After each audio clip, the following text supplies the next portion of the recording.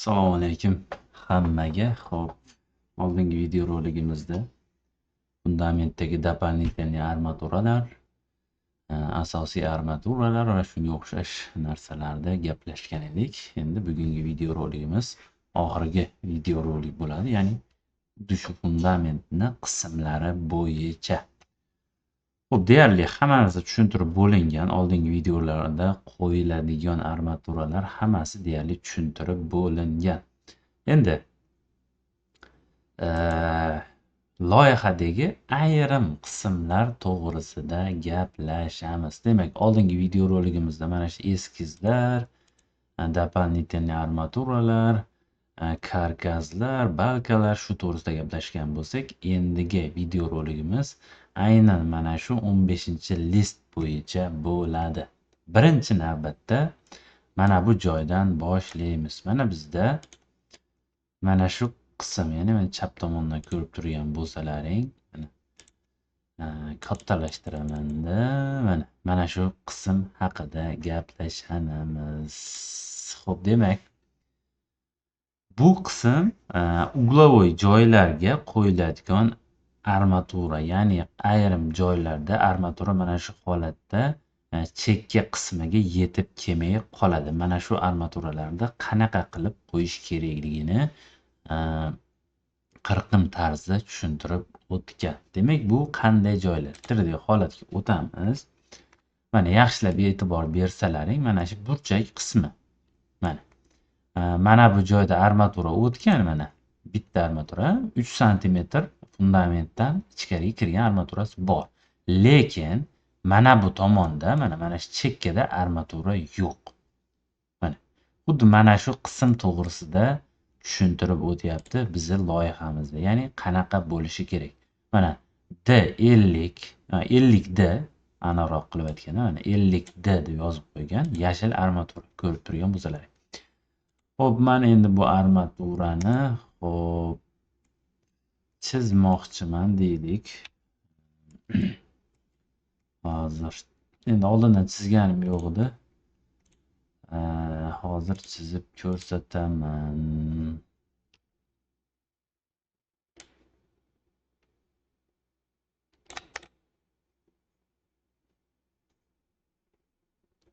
Chizib ko'rsatamiz.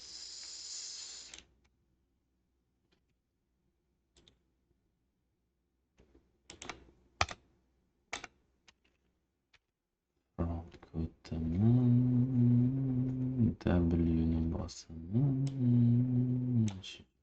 Chiqib, to'pga o'tib, rangini yashil qilib qo'yaman. Sizlarga tushunarli bo'lishi uchun va F3 ni bosib shu holatga joylashtiramiz. F3 ni qaytadan bosaman. Perspektiva mana ko'rib turgan bo'lsalaring, armatura yetmay qolgan, ya'ni mana bu armaturani o'zi fundamentga kelib tegib qoladi. Shuni hisobiga mana bu joylarda oxirgi qismini ushlab turadigan armatura yo'qligi uchun biz mana shu holatda armatura qo'yishimiz kerak bo'ladi. Agar mana bu armaturamiz ham, mana shu chekkadagi armaturamiz ham agar mana shu holatda bo'lganda, ya'ni yo'q bo'lib qolganda, magnitga kelib to'xtagan bo'lganda, bu tarafga ham xuddi loyihada ko'rsatilganidek, mana loyihada ikki tomonga qo'yilgan, xuddi mana shu tartibda armatura qo'yishimiz kerak bo'lar edi. Bu armatura mana 50D ni tushunadigan bo'lsak, armaturaning diametri agar 12 li armatura bo'ladigan bo'lsa, 12 mm da 50 ga ko'paytiramiz. Ya'ni bo'ladi 60 mm. 600 mm, uzr. Ya'ni 60 cm xullas 60 cm bo'ladi. Ya'ni ichkariga fundament chekkasidan 60 cm kirib turish kerak degan ma'noni bildiradi. Ya'ni mana shu joyda 50D, 40D yoziladi ayrim qismlarida, ayrimlarda 100 diametr yozishlari mumkin bo'ladi. Xullas shu Mana shu qismni demak tushundik. Endi keyingi qismiga o'tamiz va mana bu armaturalar. Chekka qismida bu дополнительный armaturalarga tegishli. Agar mana yozuvni tarjima qilsalaring ham bo'ladi. Mana shu chek tepadagi yozuvlarda o'zlaring tarjima qilib olasizlar. Yoki mana men o'zim tushuntiraman. Bu дополнительный armaturalar oldingi videoroliklarda aytib tushuntirib o'tdim, qayerlarga qanday qo'yilishi kerakligini. Ayrim holatlarda armatura asosiy karkazlari, ya'ni bino asosiy armaturalardan keyin дополнительный armaturalar qo'yiladi. Shu дополнительный armaturalar oraliq masofasi agar 2,5 santimetrdan kichik bo'lsa mumkin emas. Ya'ni дополнительный armaturalarni 2,5 santimetrdan asosiy armaturadan ortiqroq qo'yib turishimiz kerak. Endi men xuddi shuni misolida mana buni ko'rsatishim mumkin bo'ladi. Deylik bizda mana shu дополнительный armatura, men hozir sizlarga tushuntirish bo'lishi uchun aytyapman. Mana shu дополнительный armaturamiz bizda qo'yilgan. Mana shu holatda turibdi. Ya'ni yana yonida bor, qanchadir masofasini o'tgan safargi videorolikda tushuntirib o'tdim. Ikkita armaturani oraliq masofasi, ya'ni asosiy armaturalar mana bu bo'ladigan bo'lsa,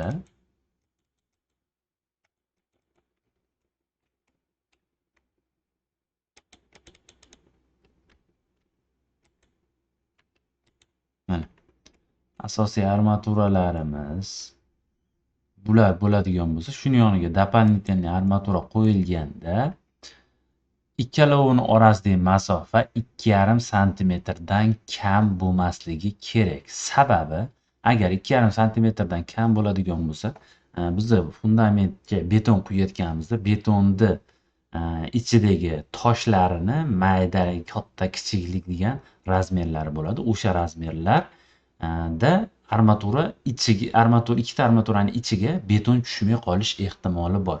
Shuni hisobga olib 2,5 santimetrdan kam bo'lmasligini ta'minlash kerak deb shart qo'yyapti bizning loyihamizda. Ya'ni mana shu loyihada xuddi shu narsani aytyapti. Ya'ni mana 25 mm 2,5 santimetrni tashkil qiladi.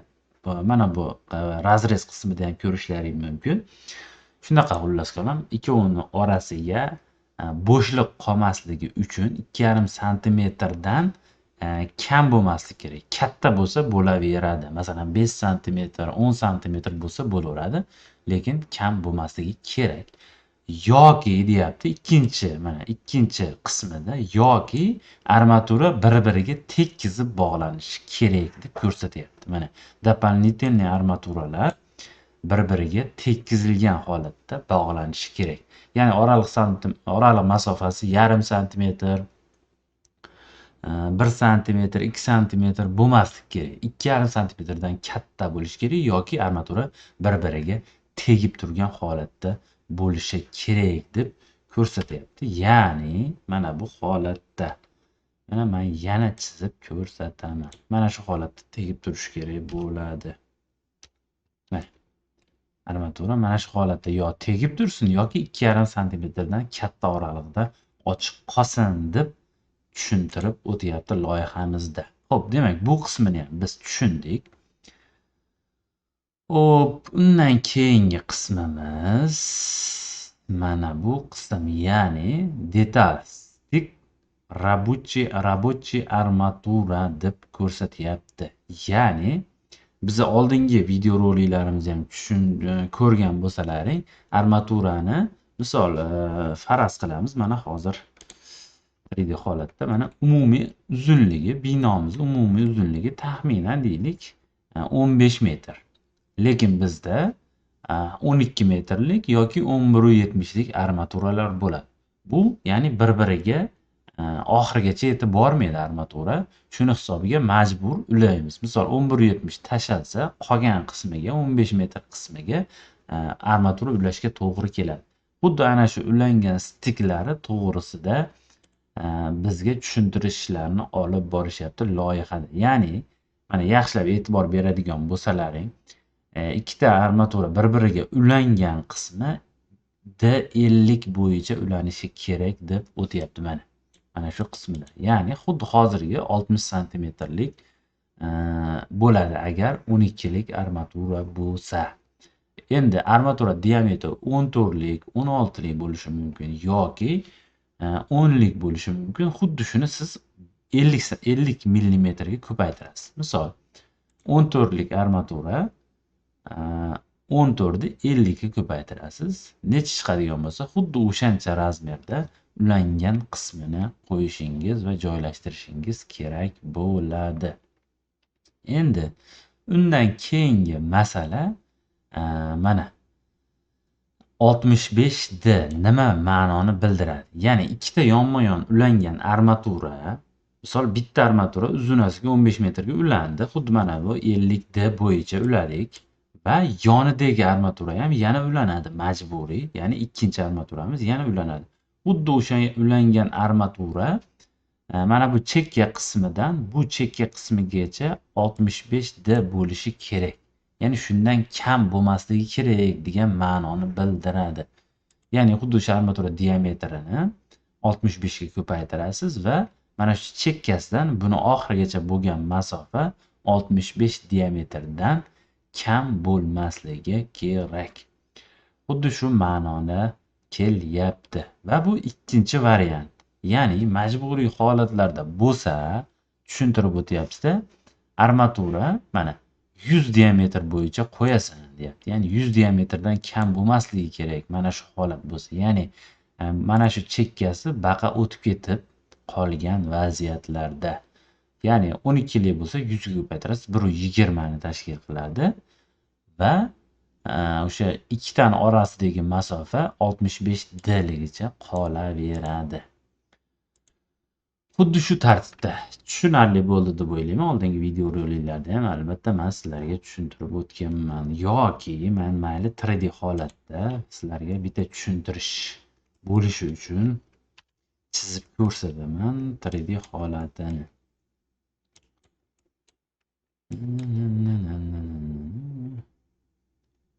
Hop, shift bosib okey deyman-da, buni yashil qilaman. Bu ikkinchi armatura deylik. Mana shu holatda perspektiva mana ikkita armatura ko'rinib turibdi. Mana ikkita armatura ulangan qismi bor. Endi bu armaturalarimizni oraliq masofalari, misol uchun 30 santimetrga qo'yganimizni tasavvur qilamiz. Mana shu holatda.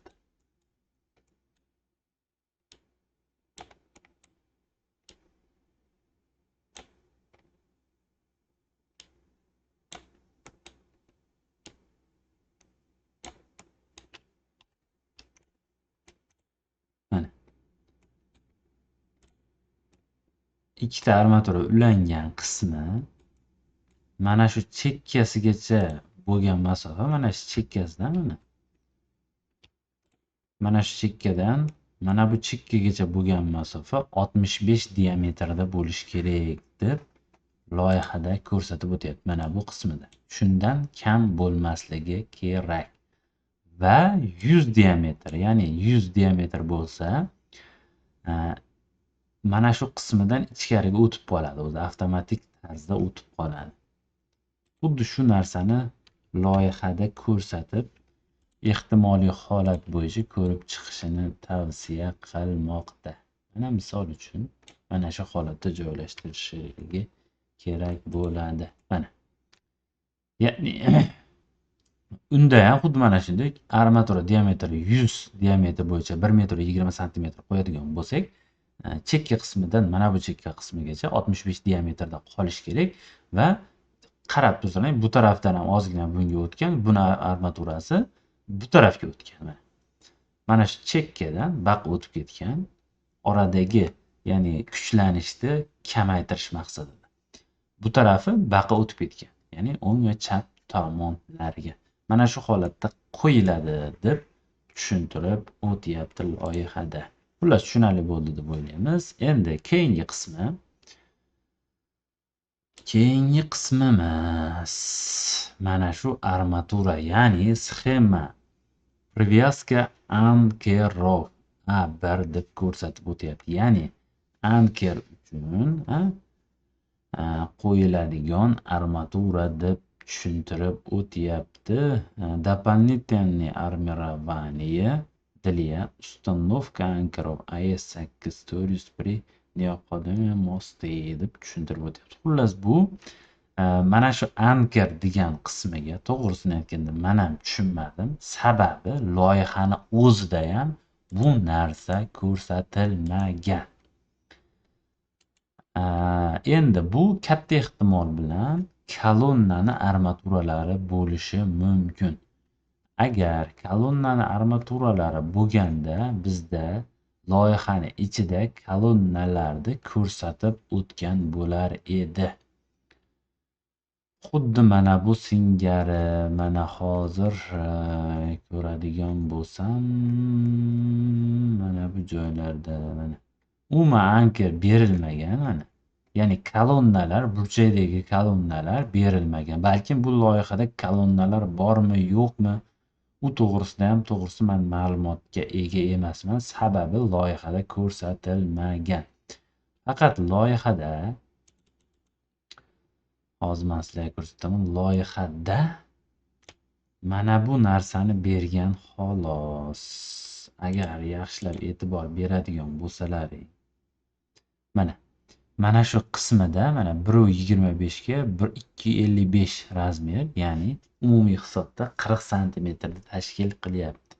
Mana shu 40 deyman. 38 sm tashkil qilyapti. Mana shu joyda alohida berib qo'yilgan mana 2 dona. Balki mana shu ankerda o'rni bo'lishi mumkin. Hozirgi ko'rsatilgan ankerda o'rni bo'lish ehtimoli bor. Lekin bu nimani svaydi ustida bo'lganligi uchun yaxshi bilinmayapti, ko'rsatilmayapti. Xullas shu.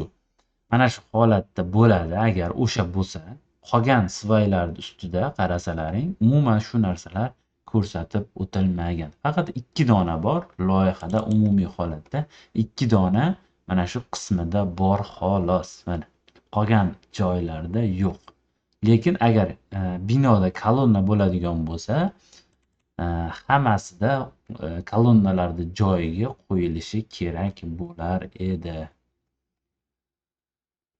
Xullas mana shu, mana yaxshilab e'tibor bersalaring, qayerlarda bo'lsa, o'sha joylarga mana shu tartibda qo'yilishi kerak bo'ladi. Anker 1 mana AA deb yozib qo'ygan. Bu ankerimiz mana A1 deb ko'rsatilgan. Menimcha shu kolonnani armaturalari bo'lishi kerak. Meni taxminim shunday. Loyihada lekin ko'rsatilmagan. Va razmeri mana oyoqchasi 65 sm bo'lishi kerak, mana ko'rsatib qo'yapti va balandligi 1.70 sm tashkil qilish kerak deb A1 deb ko'rsatib qo'yapti. Lekin bizda A1 haligida aytib o'tganimdek, A1 loyihada ko'rsatilmagan. Shunaqa gaplar. Menimcha shu bilan bizni loyihamiz bo'yicha armaturalarda fundament qismidagi armaturalar to'liq tushunarli bo'ldi. Shu bilan videoroliklarimiz tugadi. Aynan shu qismigacha gaplashganmiz, video qilib tayyorlab berishga. Endi men yana bir marta mana qarab chiqyapman o'sha bizdagi A1 joyini. Mana.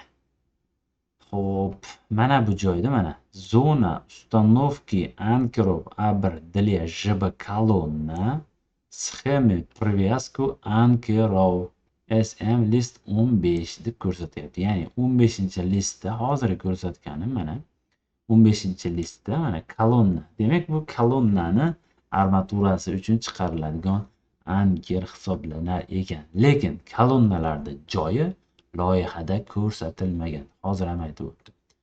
Agar loyihada bo'ladigan bo'lsa, xuddi o'sha joylarga qo'yib joylashtirib chiqishimizga to'g'ri keladi. Hammalaringga rahmat, sog' bo'lasizlar. Bizni kuzatishda davom etinglar. Like va obuna albatta eslaringdan chiqmasin.